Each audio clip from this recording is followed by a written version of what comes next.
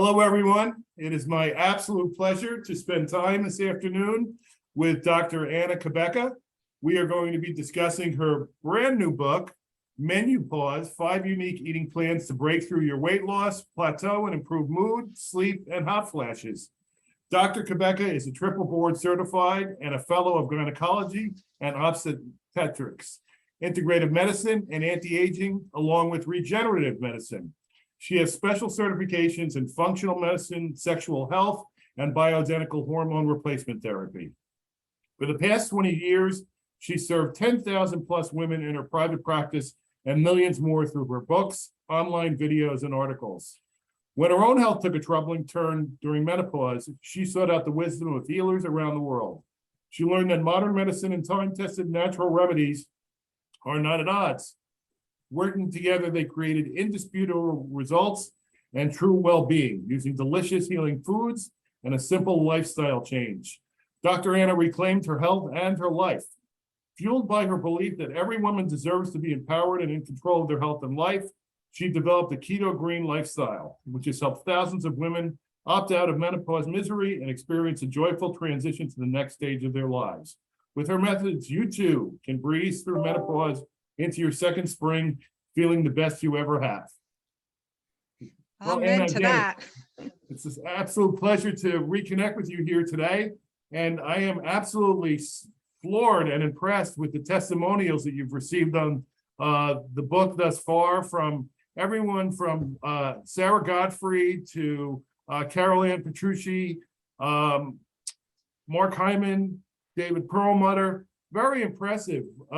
What would you attribute those type of accolades for the book? I think it's from the enlightened physician that sees food as medicine and knows have watched, right? We're pretty senior in those testimonials. We've watched the trajectory of health in America go like just plummet.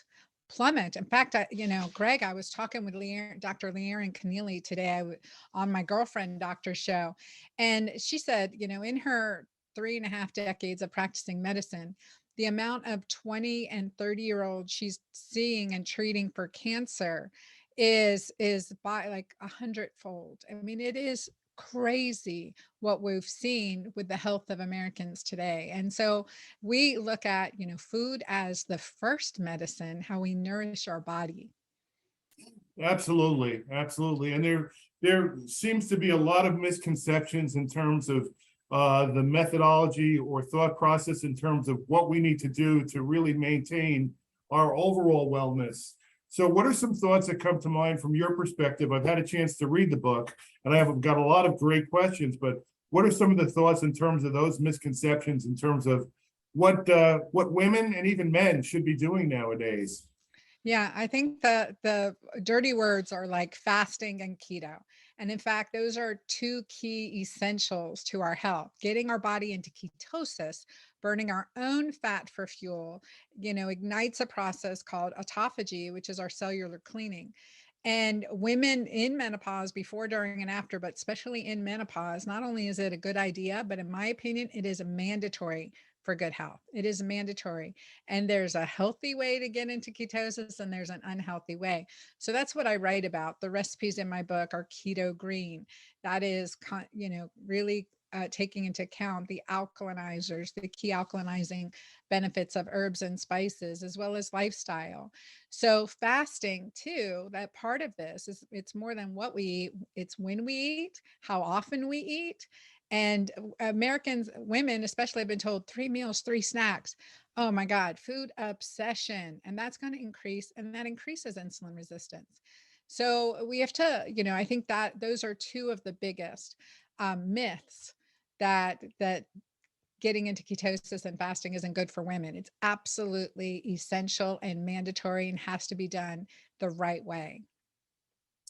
What causes a weight loss plateau? I mean, because I know that for all of us, it's challenging. Oh my gosh. Our ideal weight, and then we just can't get beyond it. So what causes that plateau? Oh yeah, there's that is so, it is the bane of a woman's existence. It has been of mine. I'm first generation American, and I have the genes of a survivor in the Sahara for sure. Like I could survive the Sahara without food and water for months on end. So I think, and so I was a fat kid. I struggled with weight from my early years, and struggled with it my entire life.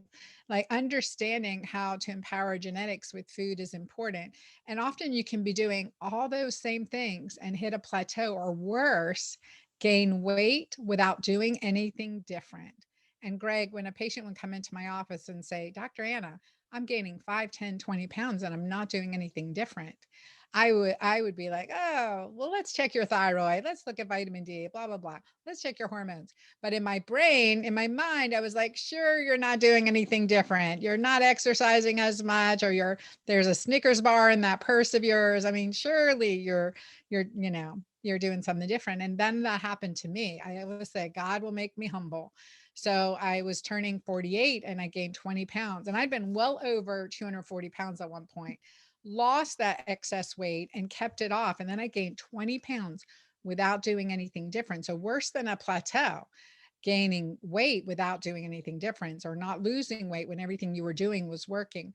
And this is where the weight control hormones really come into play. And the big ones are insulin and cortisol, which naturally increase as we get older, and our anabolic hormones. And I'm sorry about the fly flying around here. I just moved into my house in Dallas, and these flies I'm going to get rid of them. But anyway, they're very interested in our conversation, as I'm sure everyone is listening. Well, So I mean, the reality is the fly is as engaged as we all are, Anna. So I wouldn't think anything of it. So exactly. So funny. Um, so these weight control hormones are really, really key. And that shift in our metabolism as we go through, as our anabolic hormones, our testosterone, DHEA, progesterone even start to decline, we need to shift, we need to pivot to keep burning fat. We need to pivot to make the scale move. We need to change things up. Plus, Greg, when we're doing the same thing every day, we're eating, I was pick on chicken salad. If I read one more 3-day food recall diary and it says chicken salad on it, I'm going to crumble it up and throw it out the window, because people think, like, you can't eat the same thing every day. It's no longer supporting you. You have to change things up, and you can't eat the same way. And that's why I wrote Menopause, 5 different menu plans that can help you break your pattern that's not working for you anymore. So let's talk a little bit about insulin resistance. You mentioned about thyroid. That seems to be a very key topic for someone 40 plus, an issue in terms of where there's that sudden weight gain. What are some of the things within your practice that you're seeing along those lines? And how does someone effectively address those issues as it relates to thyroid, insulin resistance, and that sudden weight gain? I mean, the book outlines a lot of that in a fantastic fashion, but I'd love to hear more. Thank you. Thank you. Well, one thing, a risk factor for thyroid disease is perimenopause and menopause. So wait, huh? What? We didn't learn that. What's going on there? Estrogen dominance is really key, but also we're losing our protective hormones, progesterone, and stress, cortisol, is naturally increasing as we get older. And cortisol adversely affects the thyroid gland, our thyroid stimulating hormone and our thyroid releasing hormone. And so we have to look at this and see, what's going on. We have to optimize the thyroid. Also, hormone disruptors, endocrine disruptors adversely affect the thyroid. What we're putting on our skin, our body, can also directly be absorbed by the lymphatics surrounding the thyroid gland and adversely affect it. So we look at thyroid health, and we want to optimize thyroid health. And what we do see is that, in this concept of using food as medicine to support your thyroid, like using iodine rich foods if you don't have Hashimoto's. But also, one thing is, it doesn't happen overnight. If we're watching someone's labs, man or woman, and we're watching your labs preventatively, preemptively over time, if we start to see a decrease in the good and healthy function of the thyroid gland, we should be taking action. before we get thyroid disease or before we're diagnosed with hypothyroid. It doesn't happen overnight. So we need to look at these things. And I think the biggest thing is estrogen dominance during that time can, again, adversely affect your thyroid function. So, I've had a chance to look at some of the recipes and they look delicious. What are some of your favorite recipes in the book? Oh my God, I got so many good ones. And this book was really a blessing from my publisher because it's a heavy book. It's beautiful color photography. We've got all my recipes and plans laid out in graphics and easy to learn. This is one of my favorites. This is my, excuse me. This is my Texas rodeo breakfast. I always call it my Texas rodeo skillet. And if I can make anything in one pan and not have to clean up more than one pan, I'm really happy. So this is one of the plans, and this isn't a carb up plan because oftentimes we get stuck in ketogenic or get stuck in low carb for too long, and we need to carb up sometimes as well. And if we're menstruating female, we definitely want to carb up, use that to our advantage the week before our cycle. So let's talk a little bit about menopause in general, because obviously it seems to be something that is really off the charts and an issue that has become, it's always been a problem, but it seems to be one that's to the point of almost insurmountable currently. And you, as an expert in this area, if you could share some of your wisdom and what you're seeing and ways that we can help people, not only within the US, but in other parts of the world, that would be great and helpful, I think, to everyone. Yeah, it's a great question. Why is menopause more of a problem now than it was 20, 30 years ago? And if in fact it is, or did we just not speak about it then? But I would say from the perspective of a physician, it is more of an issue. And so what's happened? Some women have been on birth control pills for 10, 20, 30 years. Some women, and that negatively affects your body's own hormone production. It's adding, really high levels of toxic hormones for quite a long time. Birth control pills weren't studied for longer than 2 or 3 years. And, in some studies looking at it 7 years to show just that it decreases your risk of ovarian cancer if you've been on it 7 years. But when does the benefits outweigh the risks? And we see an increase in breast cancer and certainly in thyroid issues with prolonged use of birth control pills and then coming off of it. How does it affect our ovarian function? What we know in longevity medicine is that healthy ovarian function, the longer we have it, the healthier we are, the less risk of Alzheimer's, dementia, memory loss, and other issues. So, how do we support women and what is going on now? And I would contend that number one, it's nutrient poor foods, less nutrient dense foods. It's endocrine disruptors, pesticides, herbicides, hormone exposures, hormone disruptors, phthalates, parabens, triclosan. I mean, just name it. There's so many BPAs, et cetera, that we know affect our hormones. And so that is creating a disruptive menopause.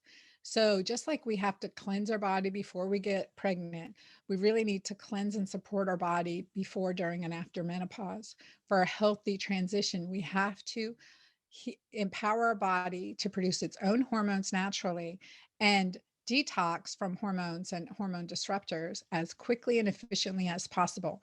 And that is a daily practice until we die. It's part of my daily practice until I die, right? Until I'm unable to do it anymore.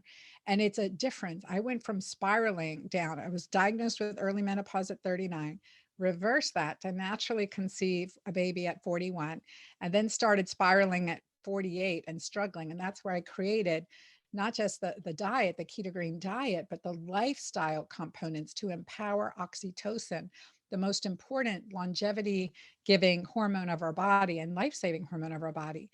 And now I'm 56 with a grandbaby. And it's so funny because I was just lecturing on stage at KetoCon, and then I ran into Mindy Pels, and then she was lecturing. And in her lecture, she goes, "Oh my gosh, you guys, I ran into Dr. Anna." And I was like, "What are you doing? You look amazing." And I said, the only thing that I'm doing differently is I have a grandbaby in the house, and that is lots of oxytocin.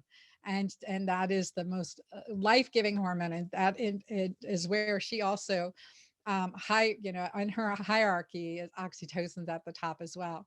So those are things that I think that the menopausal woman has to realize.